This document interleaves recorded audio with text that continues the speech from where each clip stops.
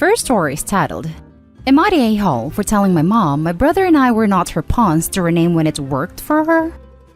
I, 18 female, lost my dad when I was 8. My brother Cole was 6, my sister was 2, and my brother Logan was 4 months old. 2 years after our dad died, our mom remarried.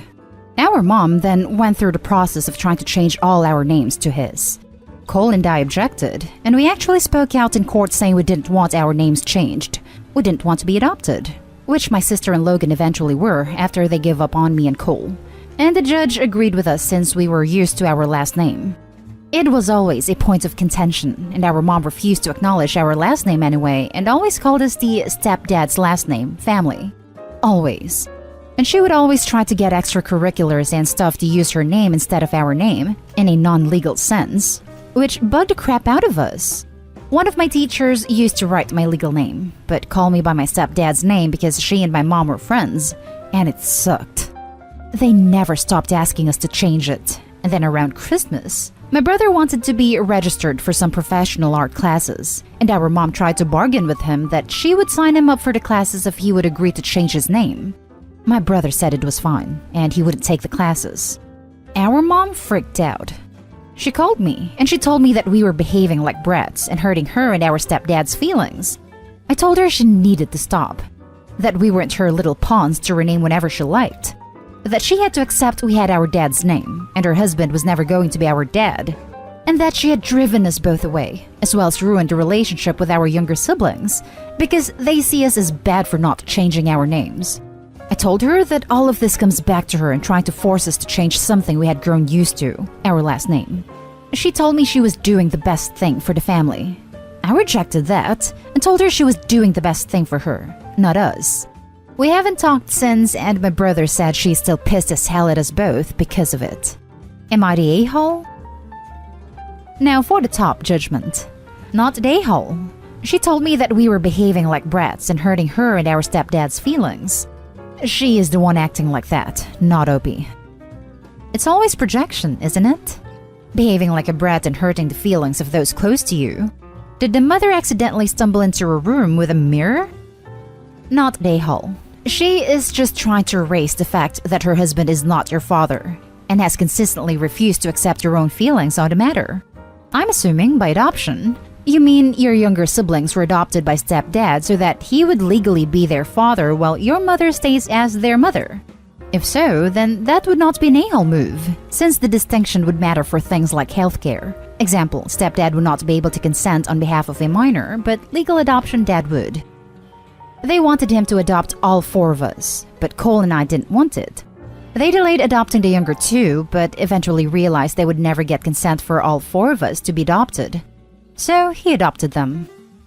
Your mom is the clear antagonist in this story, but where is her husband in all of this?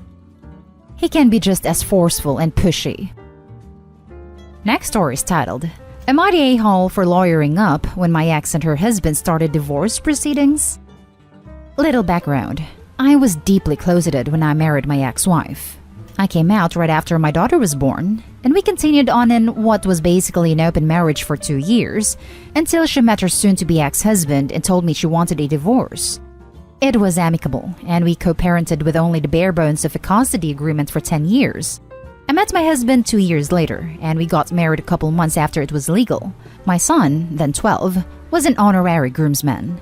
The 4 of us get on amicably, and I will fully admit that my ex's husband has as much right to call himself their dad as I do. He cheated on her is the thing. My son, 16, was the one to discover the text that the couple lewd pictures to another woman when he was helping my ex's husband set something up on his laptop. So where we stand now is that my son is old enough that custody agreements don't apply to him, and as a result, he's living with me and my husband until things blow over. My daughter is a different story, as she's 13. So in the anticipation that the ex's husband would want partial custody, I hired a lawyer to defend my parts of the custody agreement we already had. I don't want to see her less than I already do. I don't want a stricter agreement than what we already have. And I don't want to get drawn into my ex and her soon-to-be ex's fight. So in preparation, I lawyered up. Ex of X took that news poorly and posted this whole rant on Facebook about people taking advantage of other people's misfortune and indirectly called me a vulture. He brought up the fact that my son is living with me currently and acted as if I was trying to deprive him of his kids. So, am I the a-hole? Now for the top comments. Not the a-hole. The advantage of step-families like yours is that the children have more than two loving parents. But the disadvantage is that if one of the parents divorce, the former step-parent now legally has no rights to the children in most cases. It's wise of you to get a lawyer if the custody arrangement for your children is being revisited. And save a screenshot of that Facebook post to show the lawyer. Not the a-hole. His kids? They ain't his kids. Don't get involved with someone else and expect to still play house. Dude, this is why the sub sucks. In every post about problems with step-parents and step-kids, they are told they are the a-holes if they don't treat and love their step-kids exactly like they do their own bio-kids. And that the entire step-family, step-grandma and grandpa, are complete a-holes if they don't treat them the same. Example, paying for bio/adopted kids schooling and not step-kids. Bigger presents for bio-grandkids. The difference is, and why lots of step-parents don't treat them the same, is they aren't their parents if a divorce happens. Unless the step-parent has adopted a step-kid, there is a high chance they will not be allowed to see them anymore. Lots of step-families realize that their relationship with the step-kids only lasts until the bio-parent decides it ends. That can make bonding even more difficult, and in that many step-kids have two parents already. Too long didn't read. The stepdad was a freaking a-hole for cheating, but to say they ain't his kids when they were his kids up until the divorce is messed up to the kid and to the adult. Parent-kid relationships don't end when a divorce paper is signed and it's, "Bye, I know I treated you like you were my own, but see ya." A kid doesn't understand why step-parent, who was their parent in all the ways their bio-parent was, suddenly isn't anymore. Talk about damaging a kid. Don't punish a kid because of a divorce. Unless there was abuse or the kid hated a step-parent.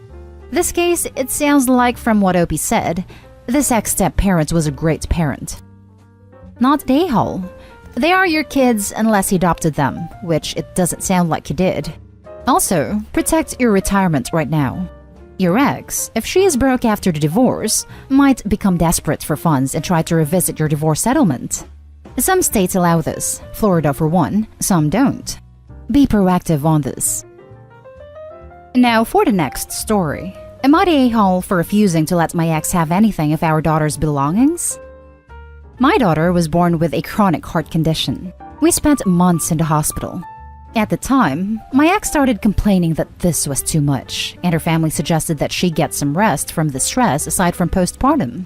Her family said they were worried for their daughter. However, they didn't care much about their granddaughter. They told me that their daughter's physical and emotional health was more important than my daughter's. Her family hated me, and I know that they secretly wished that my daughter die so they could get rid of me and have nothing to do with me. My ex's family didn't let me talk to my ex about our daughter. They even sent me texts telling me they can't wait for this to be over and for their daughter to move on. I'm not gonna lie, I resent them for that. When my daughter was 6 months old, my ex left the apartment and left our daughter at my mom's house. She said she couldn't live with me because of those circumstances. She just couldn't handle the responsibility and saw no future with me. We were only engaged at the time, so I got the ring back and I became my daughter's only present. It was only me and my mom at the hospital. At some point, I had to beg my ex's family for money, but I was being told to get the hell out of their house and not come back several times, telling me it wasn't their problem since their daughter rented it. They called me pathetic and even said they'd get the state to take my daughter because of how irresponsible I was. I stopped talking to them. I had to do all I can and come up with the money. My daughter had undergone 2 surgeries and medication didn't improve her condition. She eventually passed away 3 months ago. She was only 3.5 years old. Didn't even get a decent birthday celebration that I was planning for her 4th year. I was devastated. I felt like my ex and her family won. This past week, I was surprised to see my ex at my door and lashing out and calling me nasty names. She kept yelling at me, asking how I could do this to her, and not let her know that her baby passed away and that had to hear from a mutual friend. I didn't want to talk, so I told her to leave. I had so much anger from seeing her. There was no guarantee I wasn't going to do anything stupid. Her family played along in berating me and calling me cruel. Yesterday, she showed up with her sister wanting to take some of my daughter's belongings. I refused and told her to leave. My mom was there. She told me to stop and let her in to take what she wanted. But I yelled at her and told her that she has no rights because everything was bought by me. Despite not having money, I managed to buy her toys and clothes, while my ex and her family turned their back on their own blood. She's now talking to my friends to pressure me into letting her take my daughter's things. I kept ignoring them, but at this point, there's no avoiding it. The reason her family never accepted me is because they think they're better than me. They claim that I was with her for money. I was 25 and she was 30 when we started dating. To them, that was an obvious sign that I was with her for money, and they made sure I got nothing, even when they saw me struggling trying to provide for their granddaughter. They controlled my ex, banned me from moving to her place, and insulted my living situation, and cut any support to their own daughter to get her to realize that she made a mistake and leave. But with our daughter in the picture, things got complicated. But they got what they wanted eventually. Now for the top comments. Not Dayhole. She chose to not be involved in the kid's life. That's on her. She's not entitled to souvenirs now. She doesn't want a souvenir. Those are for memories. What could she possibly have memories of? She wants to resell them for cash. Not Dayhole. She effectively abandoned her living child. And she's come back to... what? Keep the scraps of her memory? With the money you used to buy those things. She should have been there to have solid real memories when your daughter was alive and needed her mother. I'm so sorry this happened to you. I wish you all the comfort and peace in your time of grieving. There's no peace at this point. I keep refusing and she keeps pushing. I'm literally losing it and her family won't leave me alone. I guess they only care about looking good to outsiders, constantly claiming confusion and playing innocent. I'm done with their BS. And lately, I have been thinking about moving away, but now I'm seriously considering it. Not Dayhole. Your ex is a pretty poor excuse for a human being, and it seems that's probably hereditary. Demanding things from your daughter that you purchased is about as low as you can get, given the circumstances. The only items I would let her anywhere near were items that she or her family purchased. If you've got anything that they provided, perhaps post or courier them to them. As if it was me, I probably wouldn't want anything from them in my living space. But I would not let any of them enter your property, ever. Take out a restraining order or report them to police if you need to. Just make sure they keep their distance. Condolences for your loss. It's a pretty difficult scenario to have to go through. The last story is titled, Am I the a-hole for telling my wife that it is her fault that our son doesn't tell her anything? Me, 45 male, and my wife, 42 female, are currently going through a divorce. We have been married for 17 years, and the past few haven't been the best in my opinion. We have 3 kids, 11 female, 14 female, 17 male, and the custody has been a big issue and has caused many arguments. The main argument is happening because our son, unprompted, asked if I could have sole custody of him. This request absolutely floored my wife. She couldn't understand why this was happening and accused me of coercing our son. The thing is that my wife and son haven't had a decent relationship in a long time. He started getting noticeably distant from her when he was 8, and while it got slightly better when he was about 14, it has since taken a nosedive. In my opinion, my wife has some really narcissistic tendencies. She can find a way to make anything about herself. She even did this when we found out about our son's mental health struggle and attempts, despite her admitting that she never went through that. Sorry for the rambling, on to my question. Our son is currently in his last year of college and has been applying to unis and other forms of higher education. Like almost every student, he has a dream school. This school is oversubscribed and ridiculously hard to get into. The course he wants to do for his undergrad has 28 spots. This is a well-known school in my country's capital city, so you can imagine how many applicants there are. Last week, my son came to me sobbing. He was so overwhelmed that he couldn't even talk. He just handed me a letter. It was his acceptance letter for his dream school. I just hugged him and let him cry and told him how proud I was of him. Fast forward to yesterday, the topic of funding our kids' education came up. Like how we would split costs for school clubs, trips, university, and college. During this, my wife said she had no idea what our son's university tuition would cost, or if he's even going to a university. I knew his yearly tuition cost £14,000, so I told this to my wife. She asked how the hell I knew this. I told her that our son had been accepted into his dream school, so I knew the exact costs. She started freaking out and asked me when this happened. I told her that he got the letter last week. She started yelling at me for keeping this from her. I told her that our son came and told me of his own accord and that it was his news to share with who he wants to.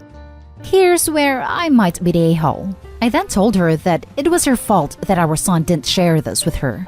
She asked me what I meant, and I explained that they didn't really have a relationship and that her ridiculously high expectations for him drove him away.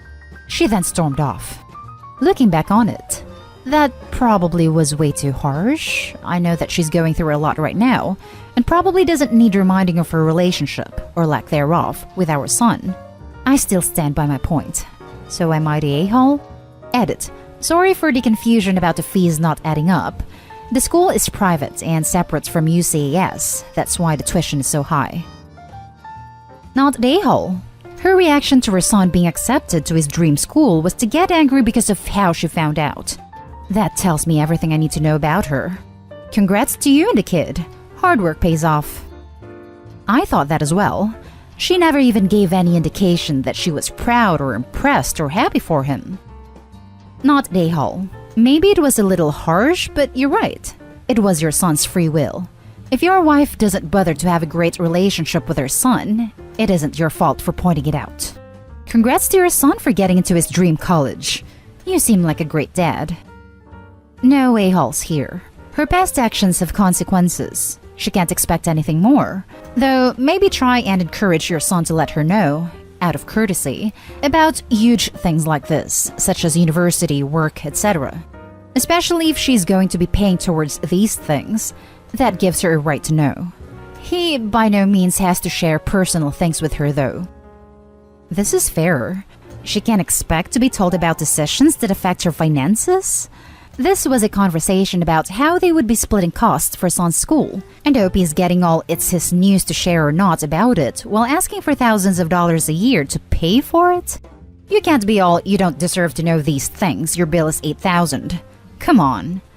Would like to hear the other side of this, honestly. Until then, I think it's no a-holes here.